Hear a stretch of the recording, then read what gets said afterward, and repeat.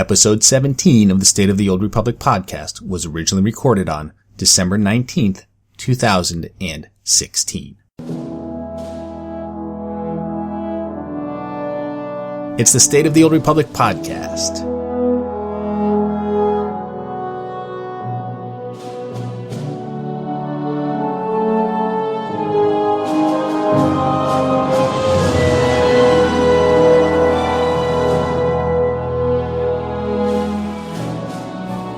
This week, BioWare held a holiday live stream. Did they stuff our stockings with Life Day presents or cracked Kyber crystals?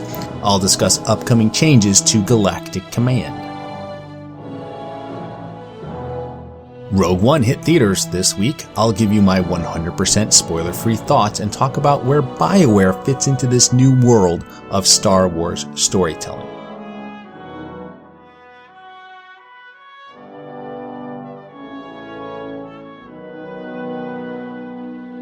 And with that, it's time to make the jump to Lightspeed and check out the State of the Old Republic. Well, welcome to episode 17 of the State of the Old Republic podcast. I'm your host, Ted, and as you heard in the opening, I have another great show lined up for you today. First up, let's review some announcements for the Old Republic. So the character transfer sale, just a reminder, there is a character transfer sale happening. Transfers are 90 coins, down from 1,000. So if you've been wanting to shuffle some of your characters around, now is the time, and this is scheduled to end on January 18th. Also, Life Day. Life Day is going on right now and will end on January the 10th. There were some bugs with the snowballs, but all that's been fixed, and same with the overheated droids, so you can go out there and just pelt people, NPCs, and those droids and get those holiday decorations, Wampa pets, and all that other good stuff. And speaking of Wampas, I got the Wampa Companion, and first of all, he's huge. I mean, absolutely huge. Now, normally I don't mind that, but he's almost too big, and he blocks my character when I'm running around. So I actually wouldn't mind it if he were shrunk just a wee bit. And these creature companions are fun, but I don't know if you've noticed, but all companions face you when you're standing around. And with the humanoid companions, you don't really notice it, and it's fine. But with the creature companions, they all look like they want to eat you, and it's really kind of disturbing. And I don't know if there's a way to change that, but I just an observation. So pull out a creature companion and pay attention to them just kind of staring hungrily at you, and you will see what I mean. Now, one cool thing about the Wampa is that unlike other cartel market companions, he does not like delicacies. The best gifts to give him are Imperial memorabilia and military gear, so he's actually a little bit easier to level up as a result, which is really nice. I was really happy to see that they made leveling his influence up with some pretty straightforward gifts that you can get off vendors and aren't anything special related to the cartel market. So that's it on the Wampa Companion. He's very cool. So, if you have some spare coins, or I guess you can sell them, you probably find them on the GTN. Take a look, but it's definitely worth getting. A lot of fun with that one. This week is Bounty Contract Week, so that's going on, and that will be followed up by the Relics of the Gree event.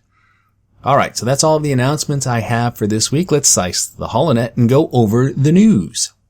So we had another producer's live stream this week, and it was deemed the holiday live stream, and the devs indeed come bearing gifts.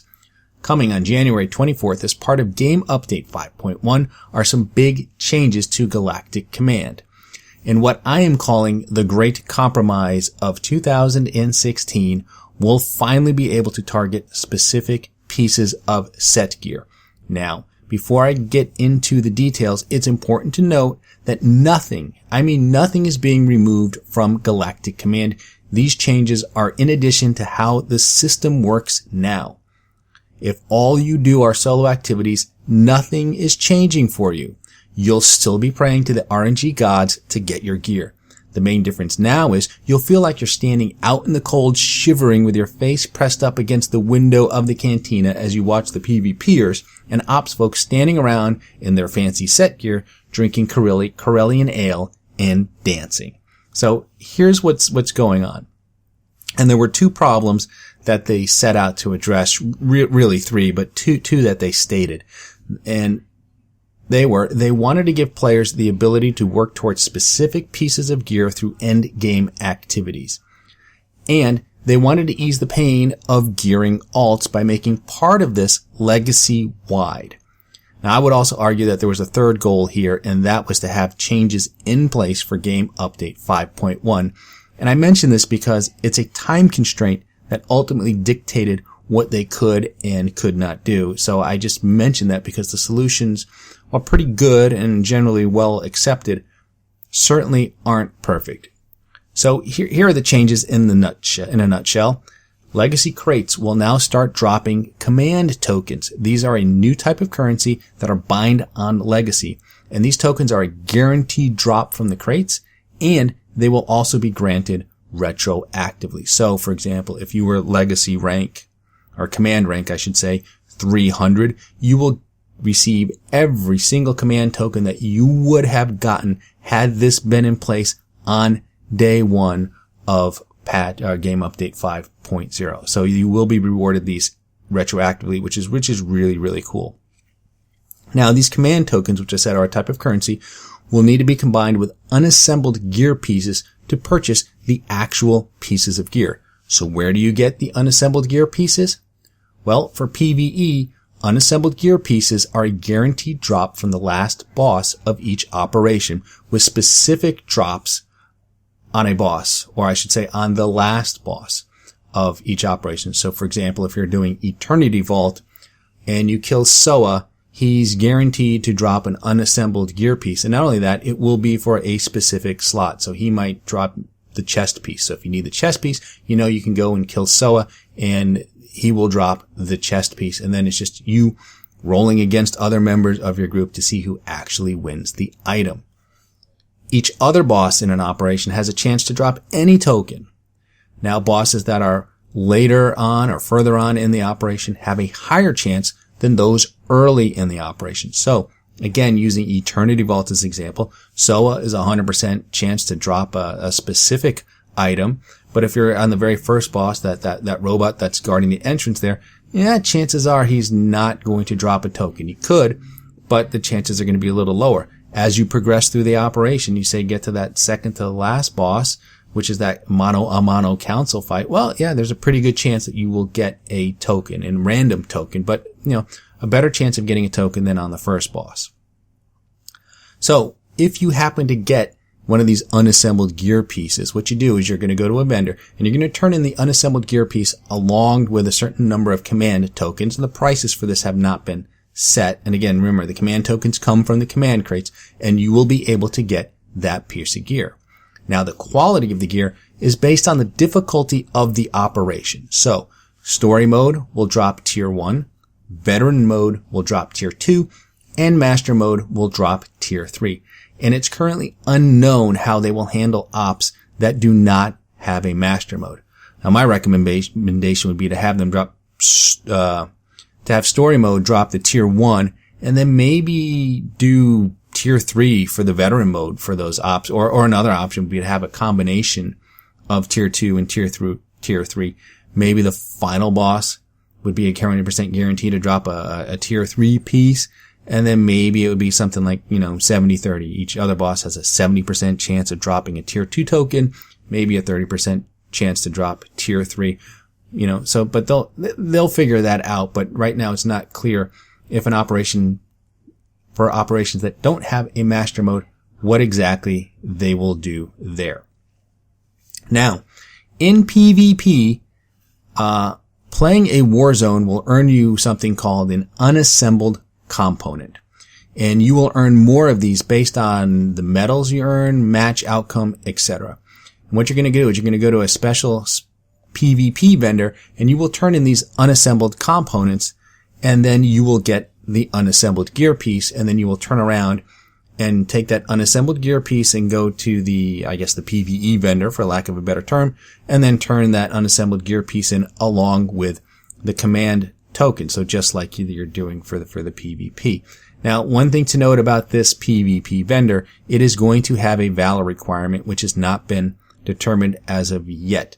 So The valid requirement, though, is only going to be on access of the vendor, not on the gear itself. And once you have a piece of gear, you own it, it's yours, you're good to go. So the valid requirement really is just to restrict who does and does not have access to this vendor. Also, you'll be able to upgrade existing gear to a higher level. And again, they haven't released the details on exactly how this will work, but I suspect that what'll happen is, let's say you have a tier 1 piece of gear.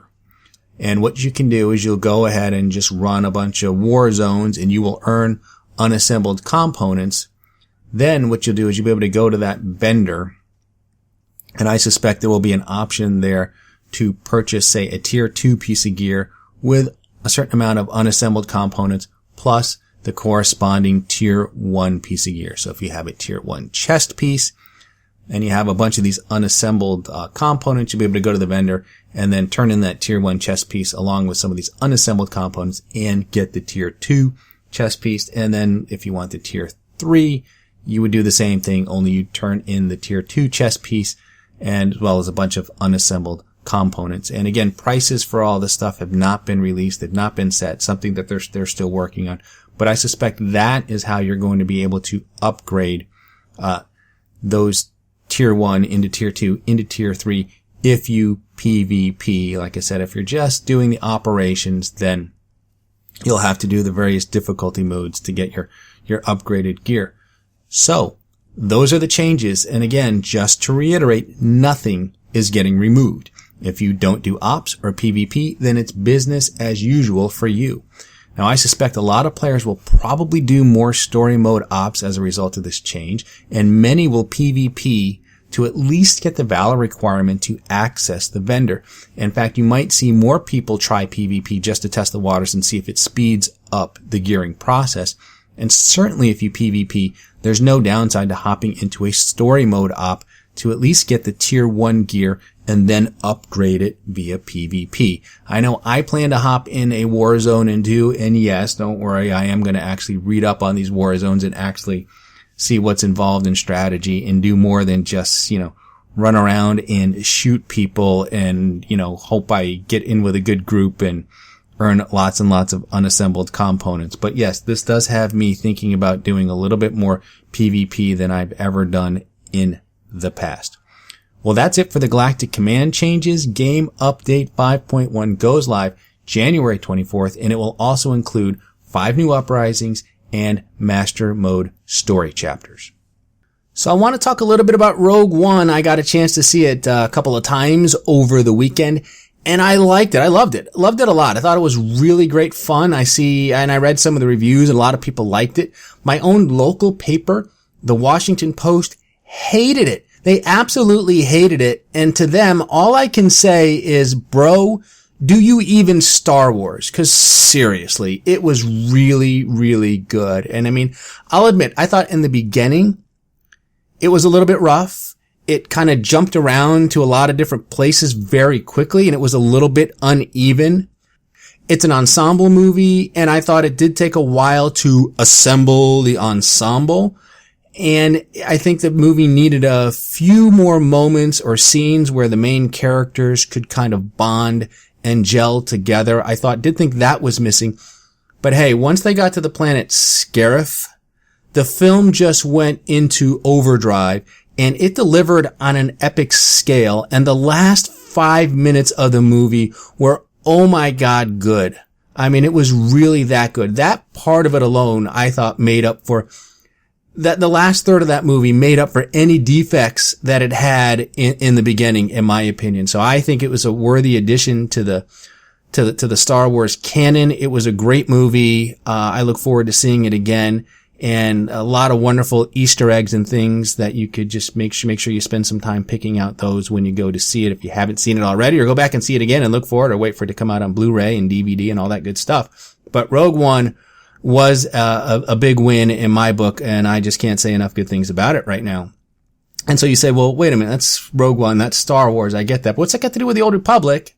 Why am I wasting precious minutes on that? Well, the reason I'm doing that is because I read an article, or I should say an interview with Charles Boyd, and this was done by VentureBeat not too long ago. And one of the questions that they asked him was about story in Knights of the Eternal Throne. And the idea of Lucasfilm and the story group came up, and Charles basically said that yes, the story group reviews everything that they do. I think a lot of people knew that. You see them credited in there. But what was interesting to say is he said while they review everything, they don't tell them anything. They don't give them any news. They don't give them any information. They don't kind of bring them on the inside, if you will, to let them know what's going on with these films, with these stories, I guess with these novels. And he said the good news is we get to go to the movies like Rogue One and Episode 8 and The Force Awakens and all that stuff, and they get to be surprised along with everybody else. So they're not spoiled, but it just seems odd to me that they would not be included in what's going on. And the reason I say that is Star Wars: The Old Republic is one of the few things out there where they're actively writing Star Wars stories, but they're not officially canon.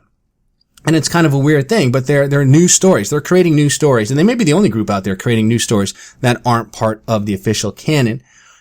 But I would still think that the fact that they are writing stories about Star Wars, that the story group would want to make sure that they're actually trying to tell good Star Wars stories, and of course review things to make sure they're not accidentally introducing characters in places that are going to conflict or maybe even overlap too much, right? They don't want to make sure they're probably not stealing ideas that they've got planned for some of these movies, what have you. But I guess the reason why they probably don't bring them in and share what's going on with stuff like Rogue One and Episode 8 is because, the Old Republic takes place thousands of years earlier to the events that were being put on film and being written about now. But while that's true, last time I checked, The Force Awakens ended with Luke and Rey standing on the grounds of what may have been the very first Jedi Temple. And when you're introducing a place like that, well, you're delving into the deep past of Star Wars, like it or not.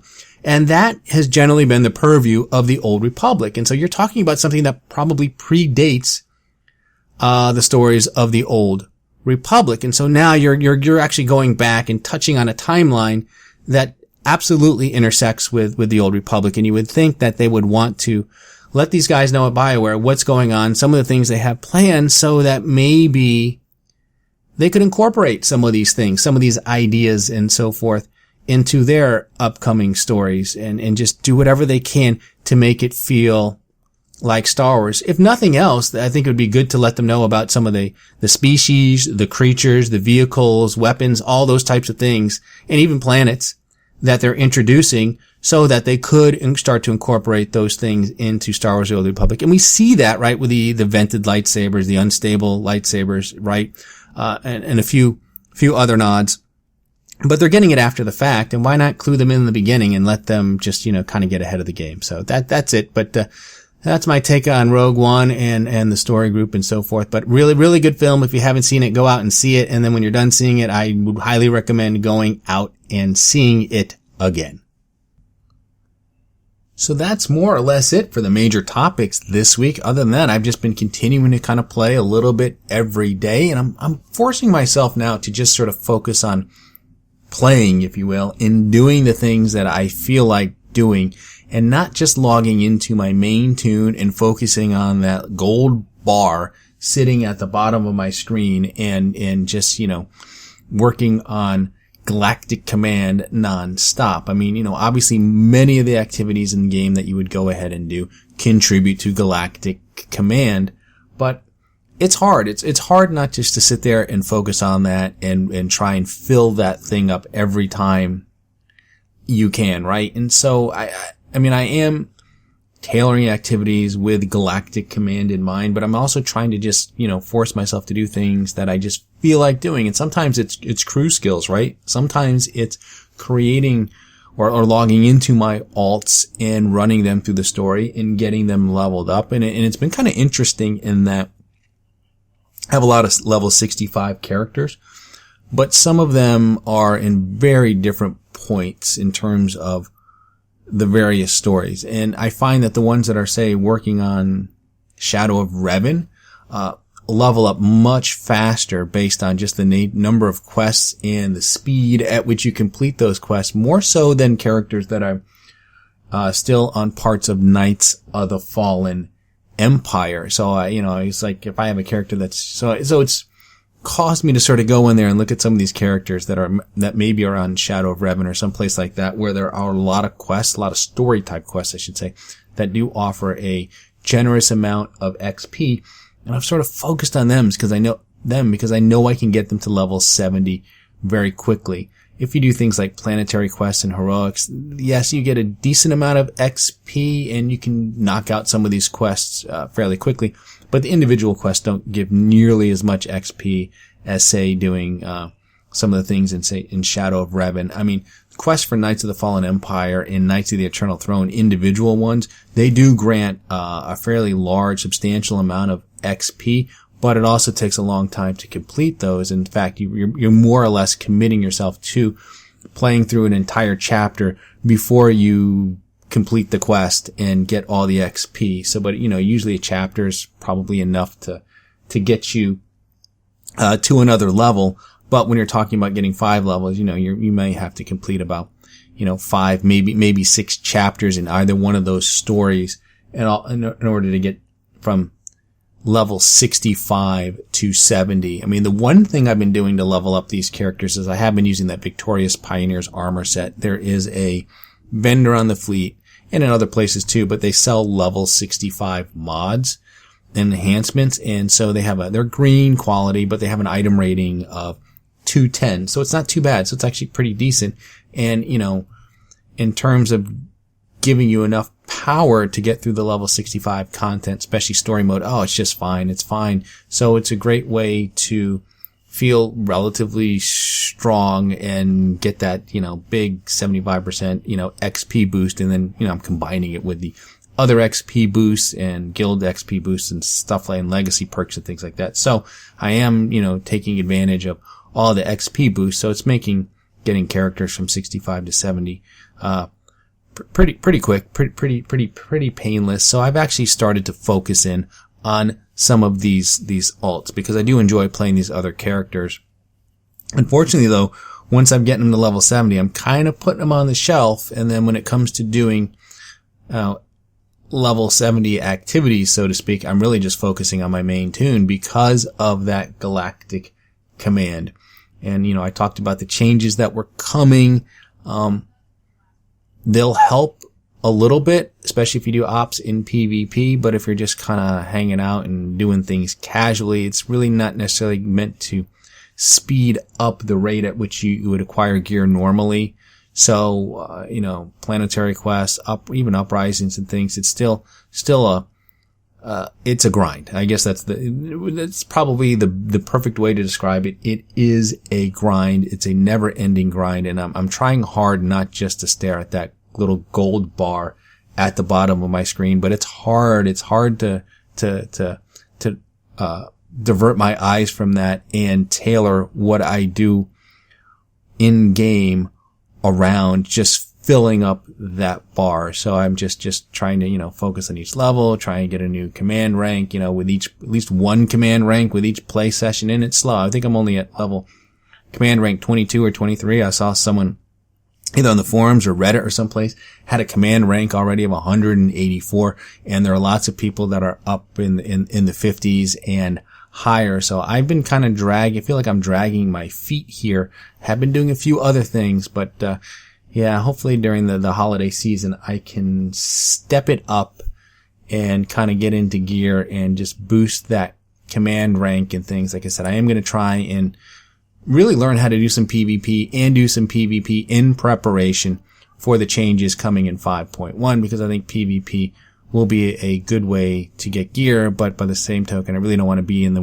one person dragging down the entire, PvP group, because I don't know what the heck I'm doing. But I would like to at least start working on my Valor rank so I can have access to that vendor when patch 5.1 goes live. So that's really it for the show this week. Can be a little bit of a short show. Nothing wrong with that. So let's cue up the music and just say, hey, there it is. And that means one thing. You have managed to survive another half hour listening to episode 17 of the State of the Old Republic podcast. I'm your host, Ted, and as always, I thank you for tuning in. You can find this podcast on iTunes, Stitcher, Google Play, YouTube, and Buzzsprout. You can also listen to the show directly from the show site, which is SOTORpodcast.com, and there is an RSS feed where you can subscribe to the podcast directly. If you have a question for the show, you can email me at sotorpodcast@gmail.com.